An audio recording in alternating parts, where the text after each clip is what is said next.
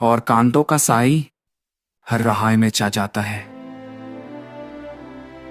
मैं चलता हूं तन्हा अपने ख्वाबों के साथ, हर मलाओ पे मुदीती की पहचान साथ। रास्ते कभी खत्म नहीं होते, बस रहनुमाई छूट जाती है। और हर कदम, हर थकन एक नया सबक सिखाती है।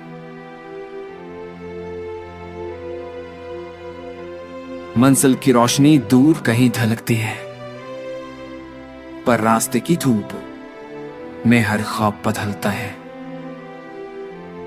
खुद से लड़ते हुए दिल के आईने में देखता हूं कि हक पेड़ को औरम कहीं खुद की लगाई कभी खत्म नहीं होती। हर दिगाव, हर गाना, हर कांटा, हर तना लम्हा हमें बताता है कि सफर ही जिंदगी है। मंजिल को पाना मकसद नहीं, बल्कि रास्ते का दर्द और हर लम्हे की कहानी कि कोई कई बन जाती है।